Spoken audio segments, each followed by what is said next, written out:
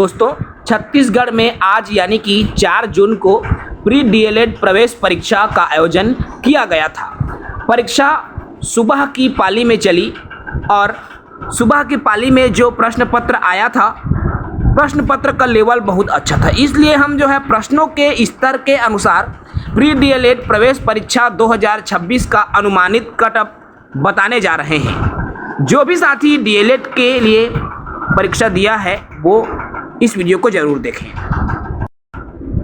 दोस्तों, मैं अलग अलग कैटेगरी वाइज नंबर बताने जा रहा हूँ, कटअप बताने जा रहा हूँ। सबसे पहले देखिए, अगर मैं बात करूँ अनारक्षित कैटेगरी का, तो अनारक्षित कैटेगरी के साथी जिनका भी 75 प्लस आ रहा है उनका सरकारी कॉलेज में एडमिशन हो जाएगा, ये एक अनुमान है। यदि ऐसे कैंडिडेट जिनका 70 से 75 के बीच है उनको प्राइवेट कॉलेज आसानी से मिल जाएगा, क्योंकि इनका जो नंबर है प्राइवेट कॉलेज के आसपास है। ओबीसी नॉन क्रीमी लेयर की बात करूं तो ऐसे कैंडिडेट जिनका नंबर 70 से 75 है, ऐसे साथी का नाम सरकारी कॉलेज में आ जाएगा ओबीसी वाले कैंडिडेट का।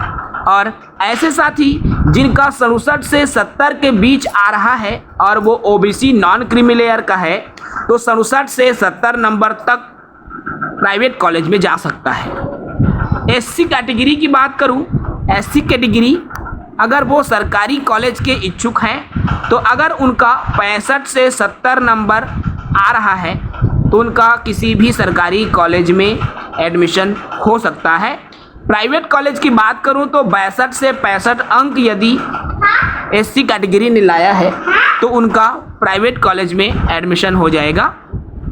एसटी की बात करूं तो ऐसे कैंडिडेट जिन्होंने 60 से 65 के बीच अंक प्राप्त किया है उनका सरकारी कॉलेज में नाम आ सकता है। और प्राइवेट कॉलेज की बात करूं तो ऐसे कैंडिडेट एसटी कैटेगरी में जिनका 58 से 62 नंबर आ रहा है उनका प्राइवेट कॉलेज में चयन हो जाएगा।